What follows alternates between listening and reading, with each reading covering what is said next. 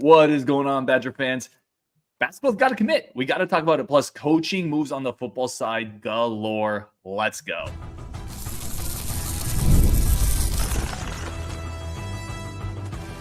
You are Locked On Badgers, your daily podcast on the Wisconsin Badgers.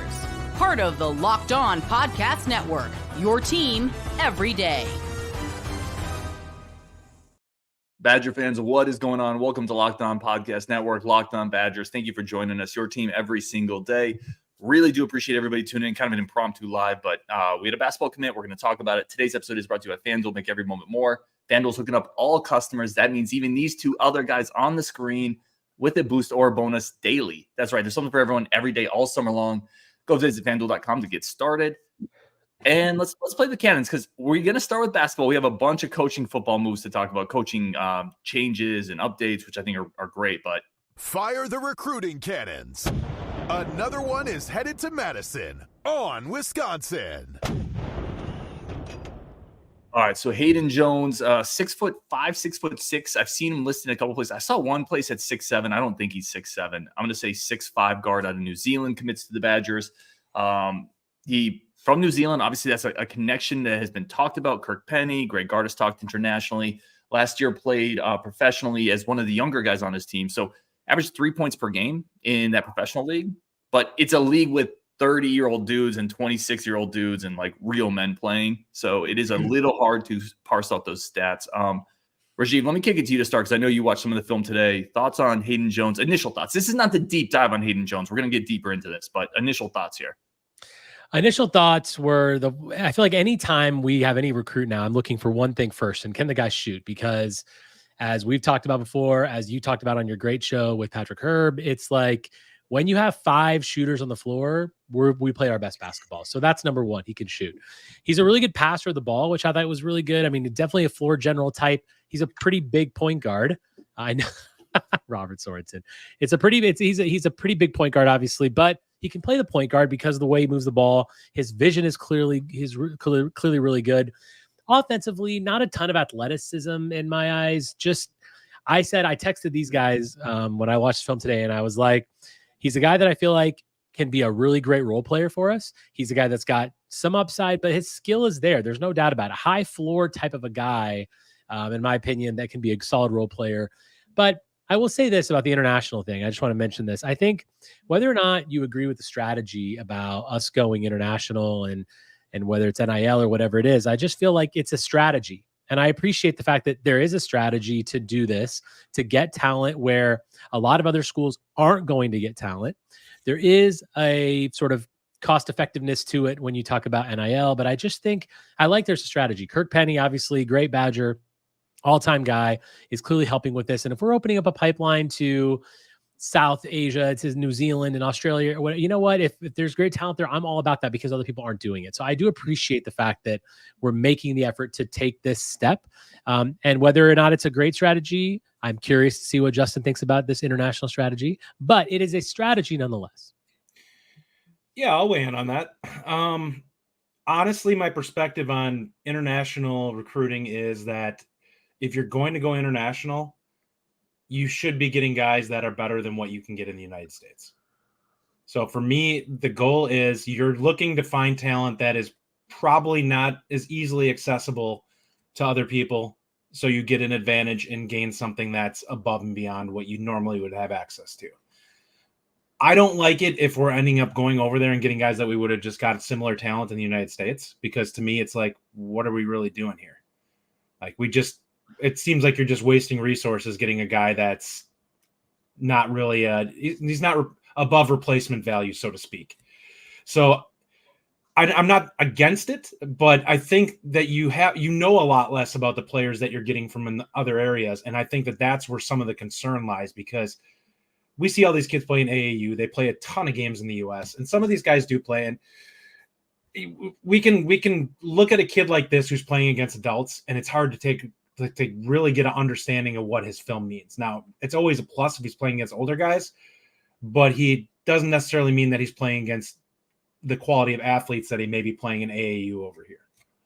So, Brian X says, sounds like we're really trusting Penny. So I hear what you're saying, Justin, but I would flip it around and frame it in a similar way that we've argued with football, like with football and state recruiting. And the argument we've started to make is, doesn't matter where you get the talent as long as it's the same. Like, it doesn't matter if you get talent overseas if it's the same caliber that you're getting here. Like, I don't really care where you get it. Like, if you were getting this version here, I don't really care if you get that version in New Zealand, is my point. Well, my point is that the issue is we need better talent than what we've been getting in the basketball program, not the same talent. It needs to improve. So to me, if you're going to be going out overseas and going international because you don't want to fight the recruiting battles, which to me, that's what it feels like a little bit. We don't think we can win the battles here in the United States, so we're going to try and unearth some diamonds overseas because there's probably going to be less competition for it. Would you agree, Justin or Ryan, with this statement?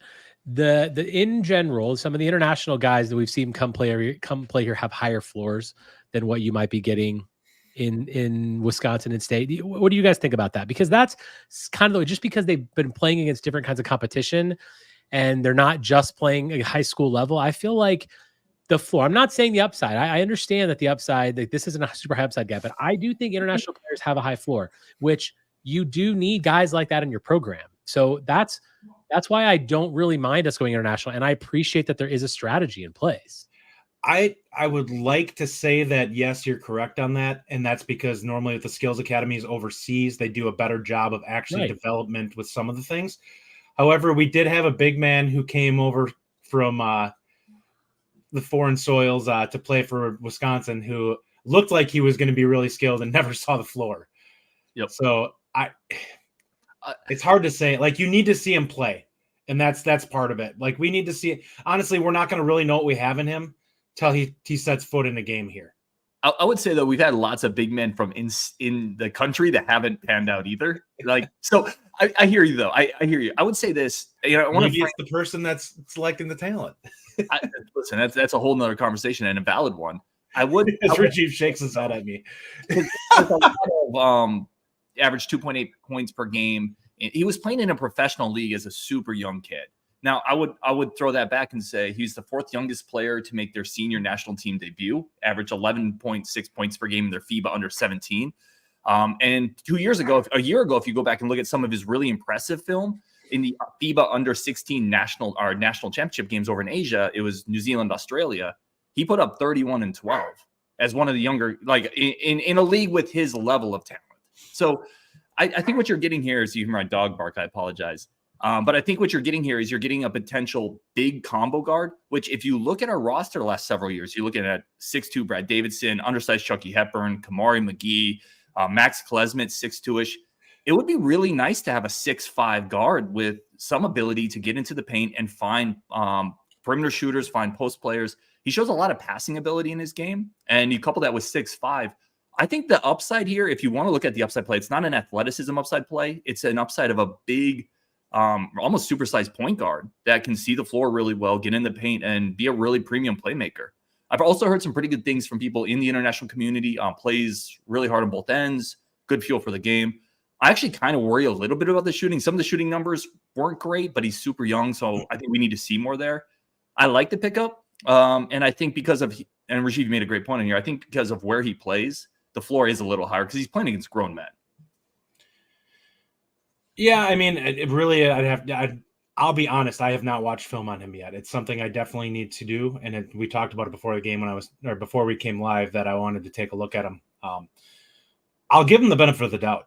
I'm not going to obviously say anything about the kid until I see him suit up for Wisconsin and actually set foot on the floor, because we've also had players that we thought were going to be really good players that turn out to be nothing because they put up huge stats in high school and you're like, oh, this guy should be awesome. And I mean, one of our assistant coaches looked like he was going to be a 20-point per game guy coming to Wisconsin, and he ended up averaging like 8 points a game. Mm-hmm. So you never know what these guys are going to be, and you never know how somebody's going to develop. I do want to see them. If you're going to go international, though, I think you need to find some athleticism. I think we're really struggling in the United States to lock down guys like that. So if you're going to do it, I think you need to find somebody that can be a plus athlete that you can get on the floor and hopefully has some skill, which hopefully that's the goal long term. We did increase that a little bit in the offseason with our transfer portal, and some athleticism has come into the team with Adrian. Even last year, there is an increased sort of focus on that. And I do ultimately think that, if they are going to open up a new pathway into recruiting that's going to give us options of guys that maybe do have high floors, that have had different experience, I'm all for it. I don't think it can hurt. And I don't think they're going to stop their domestic recruiting. That's obviously going to keep rolling. It's just one avenue, a couple guys focusing on it. And I think it's not, to me, it doesn't hurt the program. It's definitely an interesting thing that we're going to follow, right? This has been talked about. The coaching shift has been that way. So it'll be interesting. And there's also an NIL component to this. Like, quite frankly, I don't want to say that, but like, foreign players aren't going to command the NIL that domestic players are. Whether that's a factor or not, it's important to at least put it out there. Justin Tyler says he was the MVP of the New England Foot Locker Under-18 Nationals tournament. He's done pretty well when matched up. New Zealand and not New England. Sorry. I still New England number. Thank you, Justin. New Zealand. That's a good catch. Daltreed says Justin hates basketball in general. I will defend Justin. He doesn't hate basketball. No. I will defend him on that one, but he's a little more salty lately. A little? He's been salty ever since March. But he does not. Come on, man. I just want to see things go in the right direction. It's always fun, though. The battle, the discussion is fun. So it is. And I can't wait for like, I know we're going to talk football here in a second, but I'm really actually low-key kind of excited for the basketball program that's coming up. All right, well, let's talk football moves, though. Bunch of changes in the recruiting department, coaches moving to offensive line, special teams, defensive backfield. We're going to talk about that next on Locked On Badgers with Justin and Rajiv. I think Justin's ready for that one. We'll talk about that next on Locked On Badgers. But first, a quick break for our friends of the show over at eBay Motors. True story. My wife 3 days ago got rear-ended. Kid was in the car. The guy plowed into one car hard enough at a stop sign that also plowed into our car. A ton of damage. So listen, if I wasn't going through insurance and I was a gearhead, where I'd be getting all those parts over at eBay Motors, 122 million parts, the easiest, quickest, fast, and everyone's safe, by the way. So super lucky. But yeah, it just happened a couple days ago. So low key, always hug the ones you love, drive safe, be careful out there. Don't text and drive, all that good stuff. But if you need those parts, and maybe the people fixing our car at that insurance department are going to go to eBay Motors, get the right parts, guaranteed fit for a Hyundai. Right parts, right prices, the right fit guaranteed. Over 122 million parts, the fastest, easiest way to keep your ride or die alive. Eligible items only, exclusions do apply, but you got to go over to eBay Guaranteed Fit. Get all the best parts for U.S. customers or your money back. Keep your ride or die alive over at ebaymotors.com. Eligible items only, exclusions do apply. eBay Guaranteed Fit is only available to U.S. customers. All right, let's fire this back up. Talk football changes. Justin, I'm going to kick it to you to start this one. Do you want to start with the recruiting department side or the football coaching side? I was going to say, let's go recruiting department. Because there's some interesting things going on here. Let's do it. What I'm very curious to learn about what's happening here is, are we revamping things or are we expanding things? It sounds like we're expanding. And it sounds like there's some really good talent that's being brought in terms of young guys that Wisconsin's giving opportunity to. They have, obviously, who is the kid's name from Alabama that they're bringing in? Brandon Rose is coming in from Alabama. So you're getting a kid from a high pedigree recruiting team to come in and fill a gap. Now, we could argue everyone they're bringing in is a replacement for Max Steinecker, meaning they all are like cumulative, need to be put together. It's like building Voltron to build another Max Steinecker. But I really like what we're doing with the recruiting department. I think you need to get as big as possible. I think you need as many bodies in there that people can relate to, and different personalities give you different options of. It's like we're talking about the EAA college football game and different ways that you can recruit guys.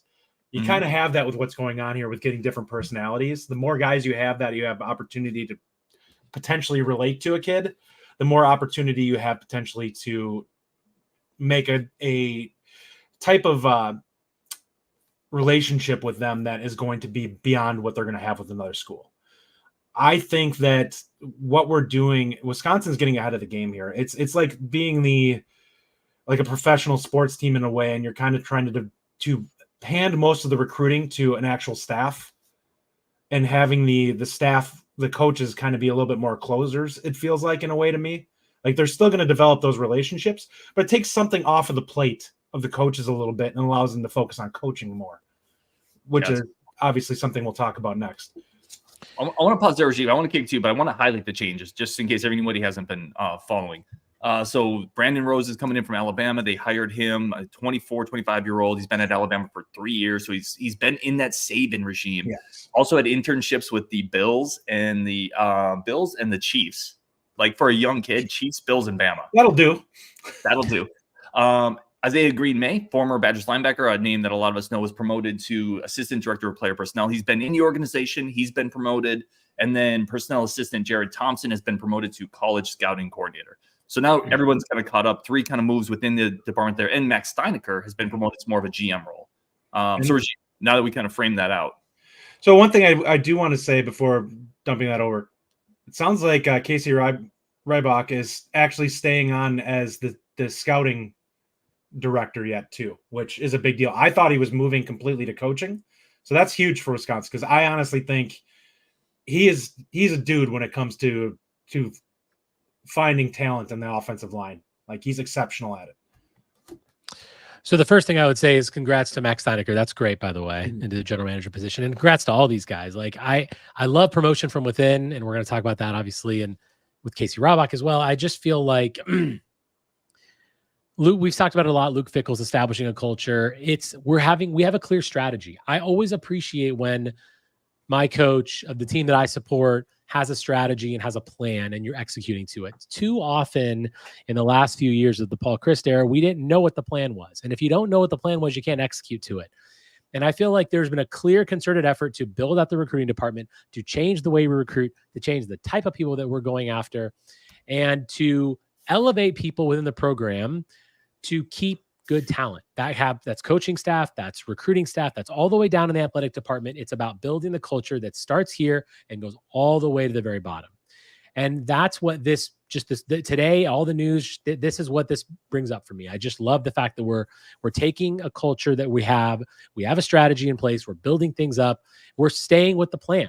It's how you can become a better program in the long run when you execute stuff like this. And recruiting is the bedrock of college athletics. You have to have it if you want to be successful. And we're starting here. We're building this up. Getting a guy from Alabama, that's amazing. That's exactly what we need to do. And I just love the fact that we have a strategy and we're doing it. So kudos to Luke Fickell and the entire staff for making all of these promotions because it really matters to keep that talent and for the future of the program. Can I hint at one too, Ryan? Say what? Can I hint at something too? Yeah, please hint Sure. at something. Sure. There's Max. Let's just put it this way. Max's position has not been filled yet. And the guy that they're targeting for that is a dude. So this is not complete yet. There's some really big names that potentially in the recruiting circles, Wisconsin's bringing in talent. Like they're bringing in, we're not grabbing like recruiting assistants from MAC schools. We are grabbing elite guys to help fill this out. Yep. You need clothes, man. Coffees for closers. If anyone gets that movie reference.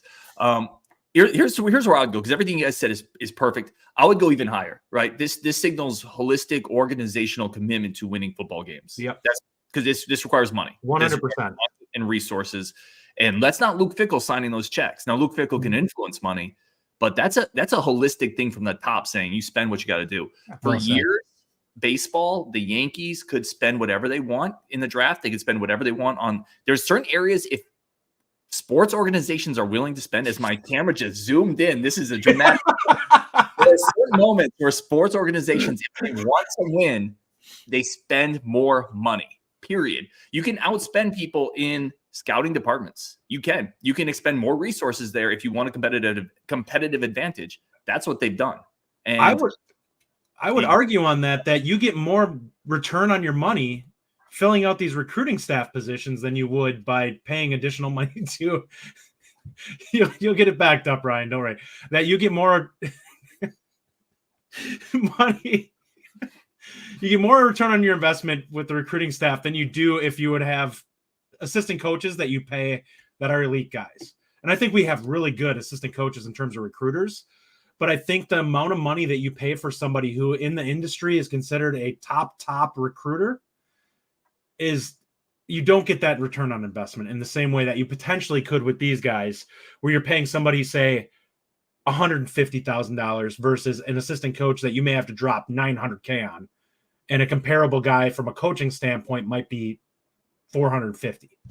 Like the difference there is substantial in terms of what you might be getting. So I think we talk about baseball when you use that analogy, it's finding where value is that people are undervaluing. And I think that the recruiting staff part is one of the areas that Wisconsin can definitely do that, which I don't think a lot of teams are doing. I think a lot of teams really focus on the recruiting aspect through their coaching staff, and I'm not necessarily sure that that's the way to do it.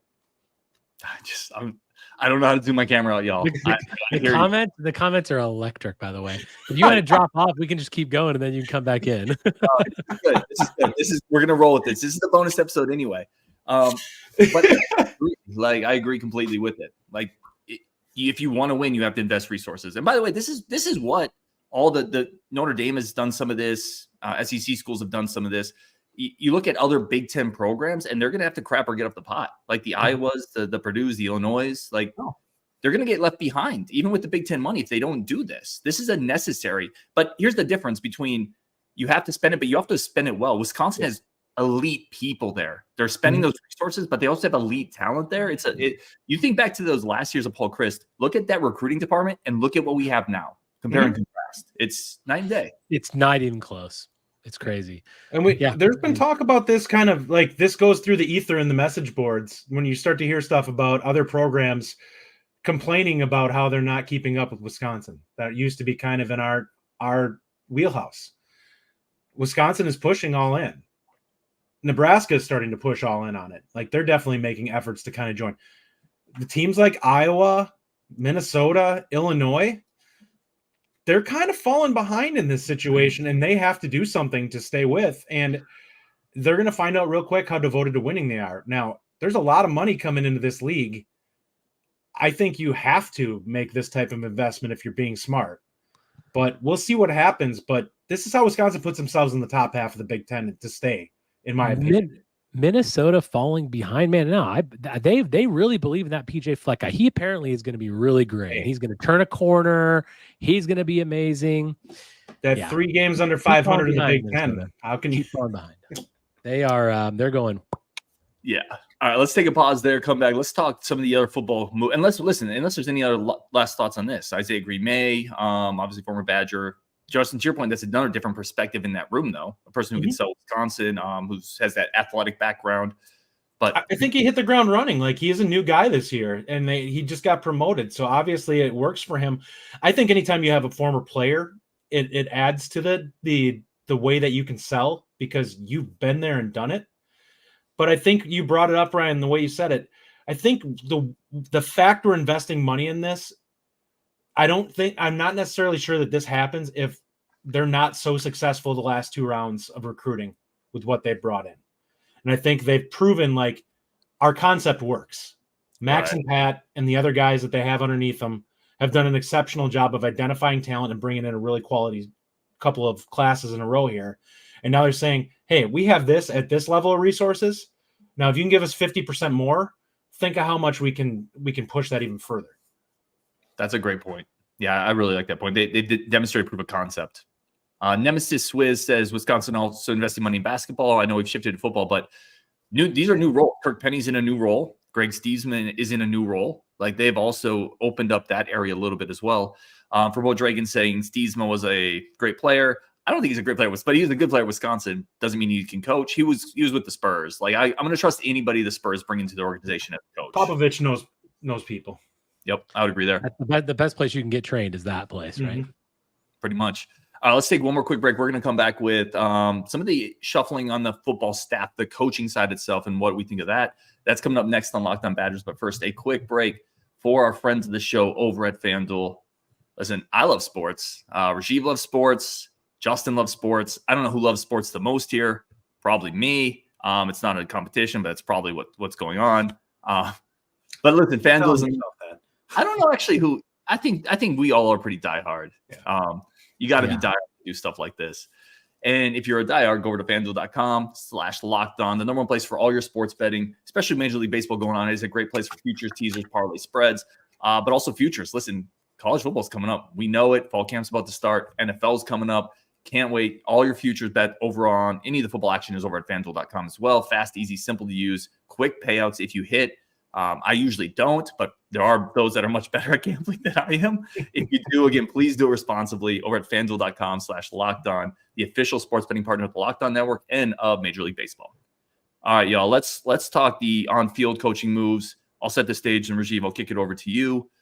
Casey Rabach, as we've already talked about, has moved over to the offensive line spot. We've kind of hit on that a little bit, also maintaining that recruiting component.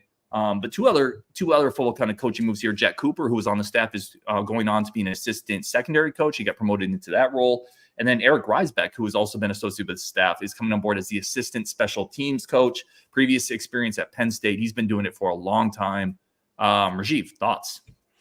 Yeah, a couple things. First of all, again, promoting from within. Love to see that. Casey Rabach, Justin mentioned it. When you have a guy that was a Badger before, it makes a difference. All the way at the top, Chris McIntosh, also a Badger. I love that kind of stuff. That makes a difference, and that's great. And I like they're bringing in some good experience, right? I mean, Cooper, before he was here, he was at Rhode Island. Raisbeck was at Ohio, Penn State and Utah State. Different perspectives, different ideas, but you're basically, again, you're going to the strategy. You're doing what you have to do, and I like it. I think that the more useful minds you have in the room, the better off things are going to be. And I think that we're just sticking to the plan. I like the guys with different experience too. Penn State's a successful program. He did well there. Utah State, their schools, Rhode Island's a little different, but he was a defensive coordinator at Rhode Island, Cooper was.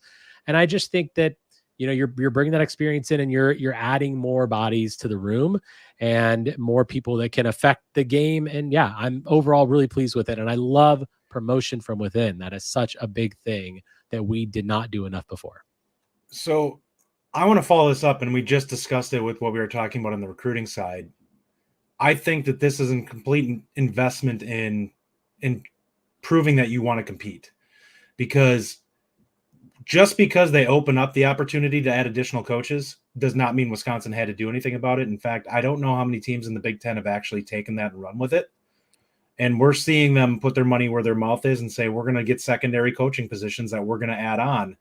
And Ryan, somebody had mentioned, you must have talked about this on a prior episode, the flexibility it gives you in terms of your staff. Mm-hmm. You can now take these young guys and freshmen and be like, all right, you're going to go with this coach. I want you you can go drill technique with your young cornerbacks for the entire practice. And you can focus on some more in-depth things with some of the older guys who are going to be playing week in and week out, where they can be really focused on, this is what we're going to see in this game. This is the type of things that we're going to be dealing with. Those guys normally wouldn't get reps. Like, they would be sitting there watching. Now you have them actually able to kind of go off on their own with another coach and be able to have them kind of still work on things a little bit more in depth than what they could. It provides value because the younger guys are going to get more opportunity to work on things than they previously would have. And it's not that they don't, it's that it's more limited to them than what it is with the upperclassmen guys, because you're more focused once the season starts on making sure your guys are ready week in and week out than making sure that the young players are getting the developmental time. Yep. I love that. That's basically, yes, 100%, right? Because what have we done in the last two classes? We brought in 10 dudes on the offensive line, and they need to develop. And in the middle of the season, Blazek can't do that. Blazek is getting ready for Penn State. He's getting ready for Oregon. He's working with Jack Nelson. He's putting in schemes. Now you can take Ryback off to the side, Casey, and say, listen, we're going to give you Corey, Mandel, and Cubberly today, and you're just going to drill the hell out of them. It's so valuable. The other thing I'd say is, this is Wisconsin, again, catching up to the field to me, because Alabama's been doing this without doing this for years. They've had analysts for years. So many. They have a room full of them, for sure. And legit guys, former high coaches. So their offensive group was career. It was insane. 15 coaches that have had prior OC experience. It was like a parole system, right? Like, all failed coaches went there for 2 years of parole service, and then they went back out to coach somewhere. But this is Wisconsin catching up a little bit, because Alabama couldn't officially use those guys as coaches, but they were. Let's be honest. And now Wisconsin's doing some of that. And Justin, your point is correct. The rest, if you don't do this, you're going to fall behind. This is what you have to do. And I'm super stoked that the Badgers are keeping pace with it. Mm-hmm. And you could fall behind very quickly in the new look Big Ten, really quickly. It's not going to happen as slow as it was before. It's going to happen at a rapid pace. So it's either, the landscape of college football has changed so much and so quickly. And if you're not growing, you're going way, way backwards fast. What do you think about, I was thinking about this the other day, right? Wisconsin will be up to 13 assistant coaches now with because that cap is basically off. How much is too much, right? If we have 13, is Bama going to have 17? Like, could you argue that every spot should have 2? Developmental coach and a game day coach? I don't know. I'm kind of throwing the hypothetical out there. Like, what? I personally think so. Like, I legit think that your young quarterbacks, like, they should have somebody that knows exactly what Phil Longo wants Mabry working on this year and the crew working on this year. Yeah, Burger, I threw that out there for you. Those young guys need to be working on, they need to be technically sound and ready to play. And they need somebody drilling them on the questions regarding on this particular play. You're seeing this defense. Where do you go with the football? That needs to be exactly what they're doing the entire time when the other guys are getting reps and working on stuff. And that's how you change things. So that is where you get that extra development. I would like to see it at every position. Now, it's probably maybe something that eventually they get to. But in my opinion, I really think that that's the opportunity where you have it where, especially with young quarterbacks or skill position guys, where you can get them there. Now, you have some flexibility with some of the younger guys. Like running back is a position that guys typically, they either have it or they don't pretty quickly. Wide receiver, guys can flash early, but they don't typically get quite to where they are until junior year where they become a stud. Maybe you can remove some of that learning curve with them, and suddenly your receivers are Tretch, right away. Yeah, that helps. I mean, Tretch would be real good. Sorry, go ahead, Ryan.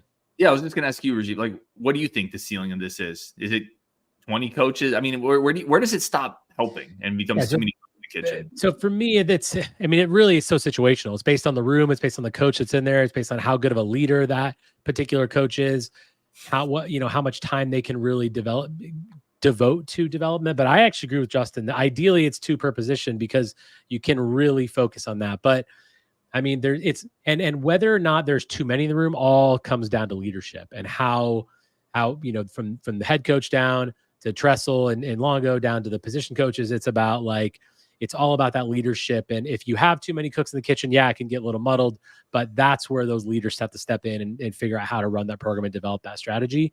But yeah, ideally the more the merrier in this situation, because as long as there's good leadership and there's a good plan in place, it's not going to hurt to have that many people out there working on development and really, like you guys have mentioned already, driving home all the little points, all those drills. It makes a difference. And it's what Alabama's done for a long time. And they've been pretty successful. Yeah. I mean, realistically, that's the crux of the whole thing. You have to have everybody on the same page. And if somebody's not doing it the way you want it, that's when things get out of whack and things go sideways. So you have to have the people that you trust and get in there. And we saw that last year with the coaching staff that was the normal size. So if people aren't on the same page or don't agree with the direction that you're going, it's a problem. That's where potentially you could see some issues here. Somebody disagrees with a certain style of teaching a technique or something like that. And that's where you potentially cause problems. And yeah, you need to make sure that you're making good hires in that situation. And really that's what it comes down to me. Like, they're going to provide value. It's just a question of how much. Your mic is gone. There it is. My mic has been going on off. I apologize. Mr. October says it's easier to backfill if coach leaves. If you have a couple at that spot, potentially that makes sense. You can almost stack young talent too. Just like you stack young players, you can stack young coaching talent and get them in-house and let them develop. That's an interesting scenario. I can see this happening. Like, this isn't like a doomsday thing, and not at a place like Wisconsin with Fickle, because Fickle understands culture too much. But I could see, let's say there's a 5-star quarterback out there who has a personal quarterback coach, right? You want this guy strong. You might end up just bringing in that coach as part of your on-field assistant just to work with that guy to land the quarterback. There's programs that'll do that. Oh, for sure. Wisconsin wouldn't do it, but yeah, it's definitely something I could see. Yep. The other thing I'll point out is if Wisconsin's at 13 now, Bama's going to be at 15. If Wisconsin gets to 15, Bama's going to be at you're never going to get the top, and that shouldn't be the goal for Wisconsin. But this is them keeping up with the gap. Yeah, I agree. Guys, anything else? I think we covered all this, but this is an open forum. It's a safe place. Yeah, we could talk about how you guys really need to get in the Discord and listen to the EA Sports old guys getting salty talking about the Dynasty. It's just comedy worth it just to hear what everyone has to say about their games. This is a fun one here. Our showers. Honestly, the Badger program reeks of desperation, lack of speed, no top-tier quarterback prospects, not getting best O-line anymore. Are they even the 8th most attractive in their conference? Okay. That is first of all, that is a loaded comment. Yeah. Okay. Listen, I appreciate So the what hate. team do you follow, our showers? Got to be like a Nebraska, Minnesota, Iowa fan. I mean, reeks of desperation. I don't know. I think I'll just start there. I mean, no way. I think that all we've done so far is try to grow this program with Luke Fickell's hire. Not even close. Sorry. Our showers. You're probably a Minnesota fan. Maybe. What reeks of desperation to me is a coach that gets Botox. Yes. That's got to be PJ's burner, right? Oh yes, Brian Axon said it. Just that's got to be. I'll give Brian that one. That's got to be PJ's burner. It's got to be. You want to yell at a football program in the Big Ten? You should probably go yell at UCLA. Let me ask you this. Let's end on this one. This will be a fun one. He said, going back to our showers. Well, there's a part in here that I find interesting. Are they even the 8th most attractive in their conference? Where would you put the brand? I just got done talking to Patrick Erb. He's talking about the strength of Wisconsin's brand in this Big Ten. Where would you put the brand of Wisconsin?